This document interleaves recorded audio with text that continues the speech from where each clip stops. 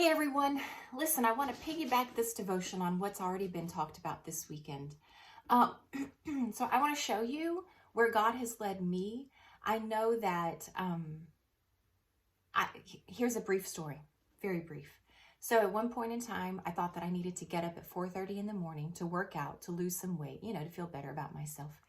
I did Beachbody with this chick named Autumn, whom I've never met before, and God literally thumped me in the head and said, so you will get up at 4:30 in the morning to work out with Autumn, whom you've never met, but you won't get up at 4:30 in the morning to visit with me.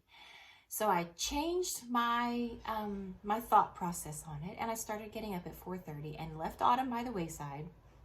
Anyway, that's another story in itself. Left Autumn by the wayside, and I started getting up and just visiting with him. Some of you may be saying, okay, so what devotional did you do? What did you do? So I feel like, as a teacher, that I wanted to tell you, reading the Bible and meeting with God is exactly like what we teachers do when we have our students read something for something. So I'm going to show you just a few ways that you can do that. You can pick and choose, and you may already do this, but some of them might be kind of eye-opening and new. So I just want to show you different ways that we can meditate on His Word. First of all, of course, you can pick a book to read through. I received this Bible in 1988 from my parents, and it had this really cool little read through the Bible. Now this one was for 3 years. I was determined that I was going to read through the Bible, and it didn't matter how long it took me. So I started here with the little dots, and I just filled in these little dots, and then all the way through. So I have accomplished reading through the Bible, but I didn't do it just to say that I accomplished, just to fill in these dots, just to fill in these holes. I was amazed, so amazed at, even though I've grown up with these things being given to me and fed to me and reading them and devotions and Bible studies and church and all of that, it was so awesome to me to see them in order, right? To see everything happen in order. Now, one of the things that I did get was I purchased something like this, the Chronological Bible. So this takes you through 1 year, but again, don't pay attention to that. Just do it in chronological order. So this puts all of those pieces, like if there was a prophet who spoke at the end of our Old Testament, it puts what they were going through in at the same time as the history books. So something like this is really, really cool for you to see things in order.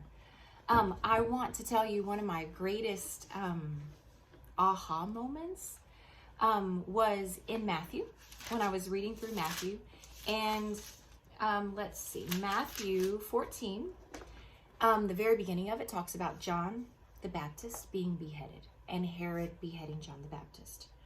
So verse 13 says, when Jesus heard what had happened, which was when he had heard that his cousin, John the Baptist, a great prophet, had been beheaded, he withdrew by boat privately to a solitary place.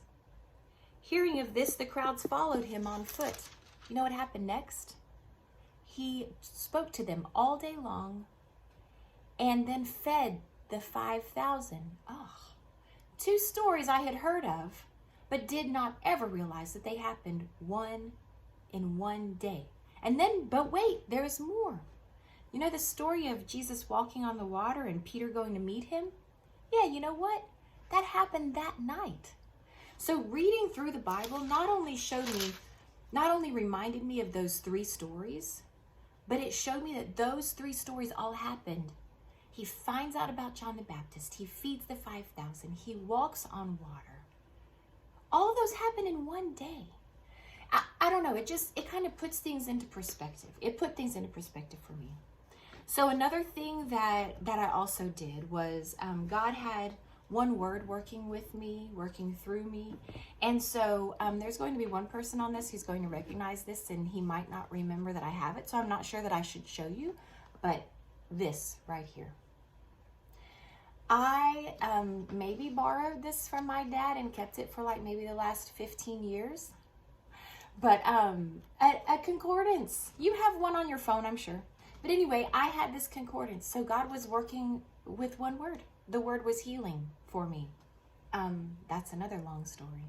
But I used this concordance and the concordance in my Bible and the concordance on my Bible app to look up every single place where the word heal, healing, healer, healed showed up.